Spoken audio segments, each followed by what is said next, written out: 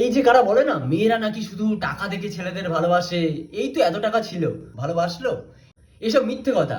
কিন্তু আমরা ছাবাল বোনেরা আবার কেমন বলো তো, আমরা তো মেয়ে ছাড়া বাঁচতে পারবো না না।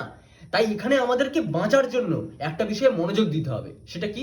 এই যে বারবার এই ঘটনাগুলো হচ্ছে না, এই পাহাড়ে নিয়ে গিয়ে প্রেমিককে স্বামীকে ধাক্কা মেরে ফেলে দিচ্ছে, রিপিট হচ্ছে বারবার এই ঘটনাগুলো।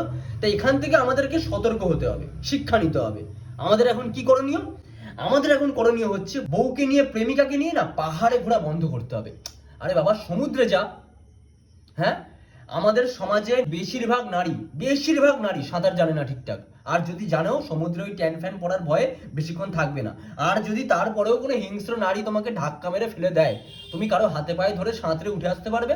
আর নয়তো কোনো সাহায্যকারী ঢেউ এসে তোমাকে মায়ের কোলে ফিরিয়ে দিয়ে যাবে, তুমি বেঁচে যাবে। তোমার যদি পাহাড় ঘোরার এতই শখ, তুমি একা বা বন্ধুদের সাথে বিয়ের আগে ঘুরে নাও। বিয়ে করলে ওই যে সিঁথিতে সিঁদুরটা দিলে, বা তুমি মনে হচ্ছে প্রেমে হাবুডুবু খাচ্ছ, প্রেমে পাগল হয়ে গেছো, ভুলে যাও এই দুনিয়াতে পাহাড় পর্বত বলে কিছু আছে। বায়না করলে মুখের উপর বলে দেবে, বাবু তুমি তো আমার পর্বত, সোনা তুমি তো আমার পাহাড়।